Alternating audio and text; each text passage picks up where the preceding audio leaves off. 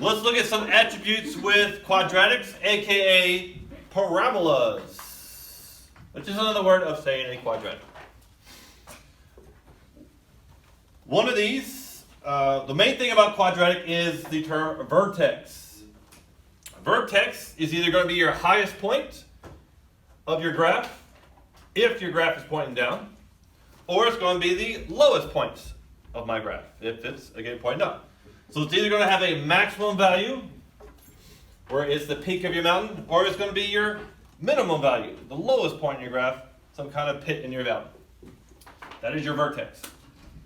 It is a coordinate on the graph, so it must be described as a coordinate. So in this case, it is 0, 0. That is my vertex, and this one is also 0, 0. What we also have is what's called the axis of symmetry. That is an invisible line that goes right through your the middle of your parabola or quadratic. So it bisects it, and it goes through the vertex. The only point this invisible line, the axis of symmetry, hits will be your vertex, which in this case looks like it's at 2, 0. Now note, it's called the axis of symmetry because when I start here at the vertex and draw the left side of my graph, and then use that axis of symmetry to fold, that left side should exactly fall on top of the right side. It's going to make your quadratic perfectly symmetrical. Now to find the axis of symmetry, we want to look at the vertex. I see here it's 2, 0. And you'll see in a minute we label the vertex as h and k, where h is my x value and k is the y value. And your axis of symmetry is always going to be x equals h. So notice here, what is my h value for this graph? It is 2. So my axis of symmetry is x equals 2. Very important that you write it as an x equals, because the axis of symmetry is a line. It's not a number, it's not a point, it's a line. So it's going to be x equals h, whatever that x value is for your vertex. Every time, all the time. So let's look here. A, can somebody tell me what is the vertex for A? That's 1, 0. All right. That's, Never mind. I hear 1, 1, negative 1, very good. At 1, negative 1 is my vertex. What about B? What's my vertex? 2, negative 2. Negative 2? Wait, I can't tell. Oh, negative 1. Negative 1. I can't see from here. And what's my y value? 2. 2. With A, would you say this is a maximum point or a minimum point? It is a minimum. That vertex is the lowest point of that graph. And for B, is it the maximum or minimum? It is the maximum. Now what about the axis of symmetry? For A, it is x equals what? My axis of symmetry is x equals, and I say it's going to be that h value of your vertex. So in the case of here, it is x equals 1. Very good. It's going to be that h value. And if I go at 1 and draw a invisible line straight up and down, there is my axis of symmetry. What's the axis of symmetry for B? X equals negative 1. Very good. That is correct. So there's our vertex and our axis of symmetry, and it being able to identify max or min. There's also some other kind of attribute which is pretty self-explanatory. Does my graph open up or does it open down? Here, which way do you say this parabola opens? It opens up. And this other one opens down. Yep. Note that you can tell by not even having to graph it is looking at the A value here. If that A is positive, then it opens up. If in front of that A is negative, it will open down. Or you can just graph and see how your graph opens up and down.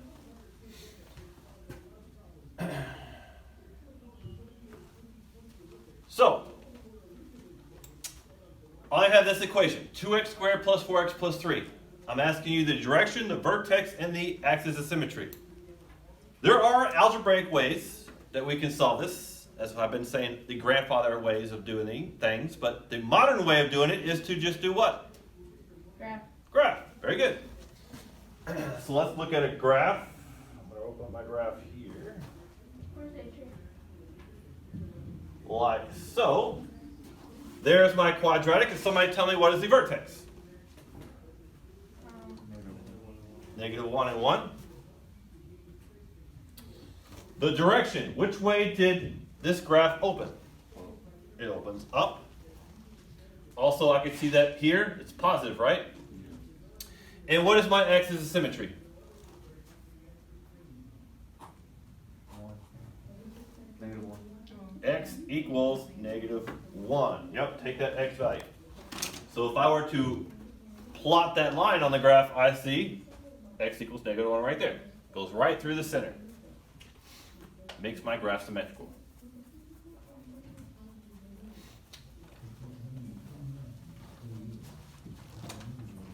Now notice, this is a quadratic that is written in standard form.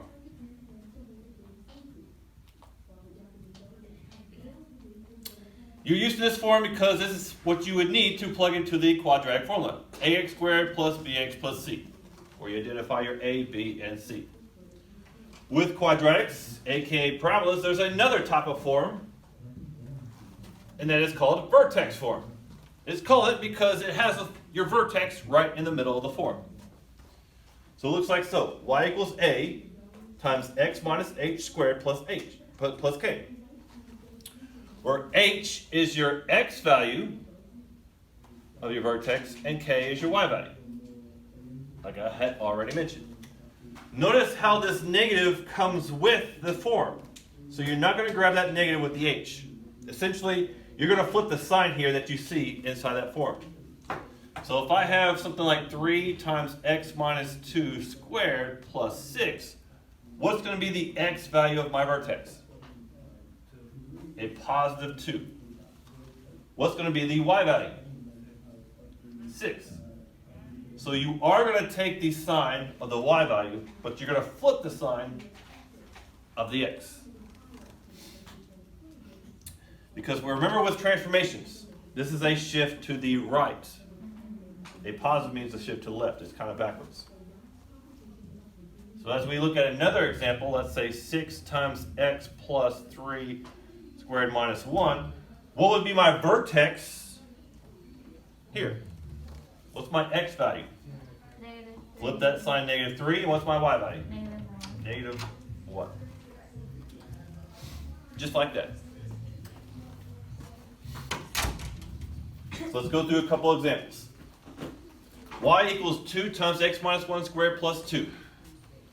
Without having a graph, can you tell me, does this open up or down? Up. How can you tell it opens up? Aha. It will open up because this is a positive number. What is my vertex? Very good. 1 and 2. Getting that from these numbers here. And axis of symmetry is x equals what? 1. Next, does this graph open up or down? Down. This in front is positive, so it will open up. What's my vertex? Negative 3, negative 1. Again, we're flipping this sign and then grabbing that number. And my axis is x equals negative 3. One more. Does this graph open up or down? Down. Why did you tell me it opens down? Negative. Aha, because of this negative right here. Opens down. What is the vertex? 3, negative 2. That is correct. And then my axis symmetry is x equals 3. Could we go backwards? If you're just given a graph, could you put that graph in vertex form? So I know vertex form is y equals a times x minus h squared plus k. So let me plug in my values here. X, what's going to be my value for h? So x minus 3 squared. And then what do I put here for the outside? Very good. Plus 4. And I'm done. There is technically a way that algebraically we could find the a value here, since you're given this point, and technically also this point, since parabolas are symmetrical. But we're not going to cover that in this class. Just as long as you can get this far is good enough. Don't worry about the ages yet. What you could do is do your quadratic regression on this to find the actual equation. Now we can be able to find vertex form of a quadratic given the equation. Can somebody think, what if you're given the standard form and it asks you to put it in vertex form? So this is the main goal for today. Given that I give you a parabola in standard form, can you put it in vertex form? There is a grandpa way of doing it, and there's a modern way of doing it. Do the modern. What's the modern way? I don't know. Calculator? Well, if I want to put it in vertex form, I need the vertex. How can I find the vertex? Nice. Plug it in. 4, 6. Plug it in. Yeah, plug it into a graph, I'm guessing you're trying to say, and find the graph. Okay, so here is that graph. How is it useful? It shows you where the what. Okay, what is the vertex? I heard you. What's my vertex?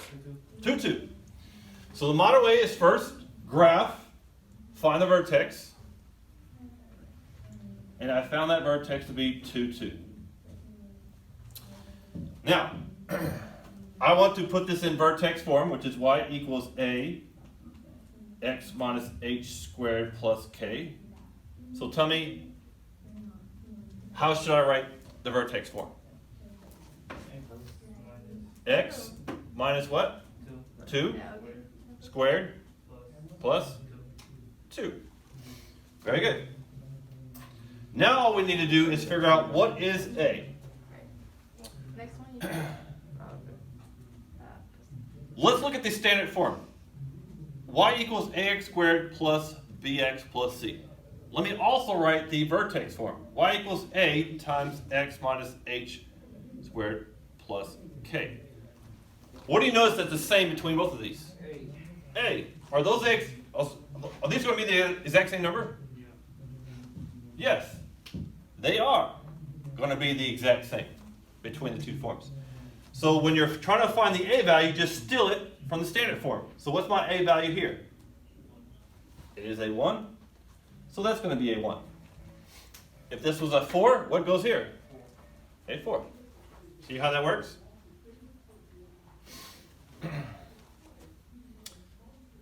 So a is the exact same value between both forms.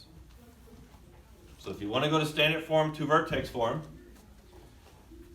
graph the standard form, find the vertex, plug that in for your h and k, and then grab your a from the standard form. And there you go. Vertex form.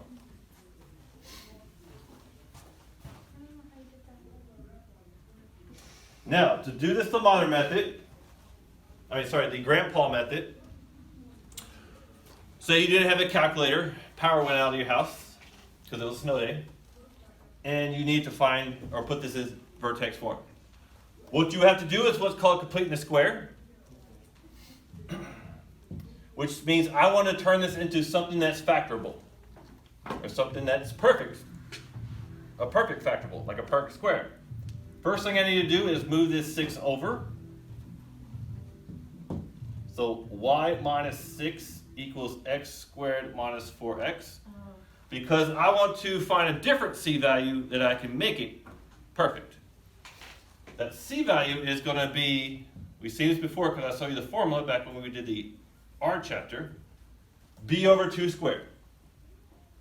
And what I add on this end, I also have to add on this end. Question is, what is b over 2 squared? Well, my b value is -4. Negative 4 divided by 2 is negative 2. Negative 2 squared is 4. So I'm going to have y minus 6 plus 4 equals y squared minus 4x plus 4. Now, what happens here is that this side can be factored into a perfect square. It fits in that formula, x minus 2 squared. And then this side, let me just add my constants, y minus 2. And now I just have one more step to go.